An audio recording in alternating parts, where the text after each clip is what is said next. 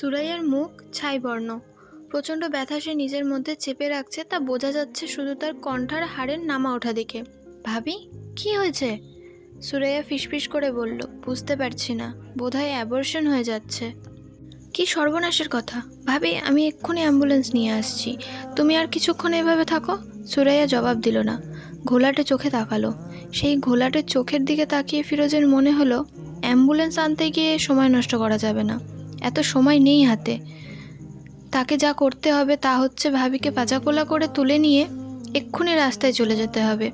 কোনো একটা বেবি ট্যাক্সিতে উঠে বেবি ট্যাক্সিওয়ালাকে বলতে হবে তাড়াতাড়ি মেডিকেল নিয়ে যাও, তাড়াতাড়ি। বেবি ট্যাক্সি ঝড়ের গতিতেই যাচ্ছে।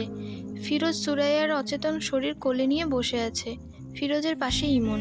তার মুখ দেখে মনে হচ্ছে না সে খুব ভয় পাচ্ছে। সে অবশ্যই তার মায়ের মুখের দিকে তাকাচ্ছেও না। সে বেবি ট্যাক্সির সাইডের আয়নাটার দিকে তাকিয়ে আছে। ওই আয়নাটায় বেবি ট্যাক্সিওয়ালার মুখ দেখা যাচ্ছে। বেবি ট্যাক্সিওয়ালার মুখ দেখতে ভালো লাগছে। কেমন গোল মুখ, চোখ দুটিও মার্বেলের মতো গোল। এর মধ্যে একবার সে শুধু তার ছোট চাচার দিকে তাকিয়েছে। ছোট চাচা খুব কাঁদছেন, শব্দ করে কাঁদছেন না, তবে তার চোখ দিয়ে টপ টপ করে পানি পড়ছে। ছোট চাচার কান্নার দেখে তার মনে হচ্ছে মা মারা গেছেন। এখন থেকে সকালে কে তাকে স্কুলে নিয়ে যাবে? ছোট চাচা? স্কুল থেকে ফেরত নেবার সময় ছোট চাচা সময় মতো আসবে তো? দেরি করে এলে তার খুব খারাপ লাগবে, কষ্ট হবে। সুরাইয়াকে হাসপাতালে ভর্তি করা হলো সন্ধ্যে 6টায়। রাত 3টায় ডাক্তাররা তাকে অপারেটিং রুমে নিয়ে গেল। তাদের দেখে মনে হচ্ছিল না রোগী সম্পর্কে তারা খুব আশাবাদী। কিছু একটা করতে হবে বলেই অপারেটিং রুমে নিয়ে যাওয়া। ইমন একটা বেঞ্চে একা একা বসেছিল। এত রাত হয়েছে তারপরেও সে জেগে আছে, ঘুম পাচ্ছে না। ছোট চাচা তাকে একটা কলা, একটা বনরুটি কিনে দিয়েছেন। সে কলা এবং বনরুটি হাতে বসে আছে। ছোট চাচা খুব দৌড়াদৌড়ির মধ্যে আছেন। একবার ডাক্তারের কাছে যাচ্ছেন, একবার ওষুধ কিনতে যাচ্ছেন, একবার যাচ্ছেন রক্তের জন্যে। তবে কিছুক্ষণ পর পর এসে ইমনকেও দেখে যাচ্ছেন। ভোর 4টায় ছোট চাচা এসে ইমনকে বললেন, ইমন, তোর একটা বোন হয়েছে, তোর বোনটা ভালো আছে, তোর মাও ভালো আছে, আর কোনো চিন্তা নেই। ইমন বলল, বোনটার নাম কি? নাম এখনো রাখা হয়নি। নাম রাখা হয়নি কেন?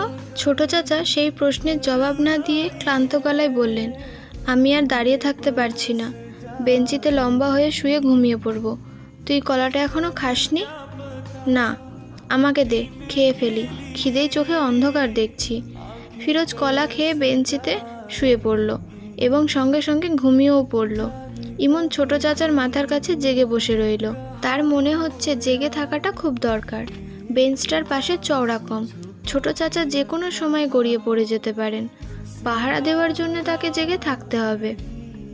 তার একটা বোন হয়েছে, অথচ তার নাম রাখা হয়নি।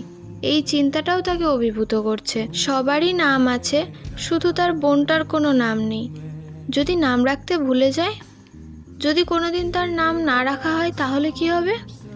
মন খারাপ করে বেচারি ঘুরে বেড়াবে। কেউ তাকে খেলতে ডাকবে না। কি করে ডাকবে? মেয়েটার তো নামই নেই। আজ সারাদিন নানা রকম ভয়াবহ সমস্যা ইমন পার করে এসেছে। তার চোখে এক ফোঁটা পানি আসেনি। এখন এই ভোর রাতে বোনটার দুঃখে তার চোখে পানি এসে গেল। সে যতবারই শার্টের হাতায় চোখ মুছছে, ততবারই চোখে পানিতে ভর্তি হয়ে যায়। তার একটা বোন হয়েছে, সেই বোনটার নাম নেই কেন? ইমন ভুরু কুঁচকে তাকিয়ে আছে। তার হাতে চিকন করে কাটা এক টুকরো শশা। ছোট চাচা বলেছেন, কচ্ছপের বাচ্চারা শশা খায়। ইমনের ধারণা কচ্ছপের বাচ্চারা শশা খায় না। সে অনেকক্ষণ ধরেই শশা হাতে বসে আছে। তার কাছ থেকে তো খাচ্ছে না, বরং শশার টুকরো মুখের কাছে ধরতেই এরা মুখ, হাত, পা খোলসের ভেতর ঢুকিয়ে ফেলছে। মনে হচ্ছে শশা ওদের জন্যে ভয়ঙ্কর কোনো খাবার। মানুষের বাচ্চাদের কাছে দুধ যেমন, ওদের কাছে শশাও তেমন। হ্যালো এভরিওয়ান, আমি বর্ষা। আমি আপনাদের অপেক্ষা গল্পের 10তম পর্ব পড়ে শোনাচ্ছি। আমার কণ্ঠে গল্পটি ভালো লাগলে লাইক, কমেন্ট, শেয়ার করবেন, ফলো এবং সাবস্ক্রাইব করে পাশে থাকবেন। আমি আবারও সবাইকে রিকোয়েস্ট করছি, আমার ইউটিউব চ্যানেলটা একটু সাবস্ক্রাইব করে দেবেন প্লিজ। Bye bye.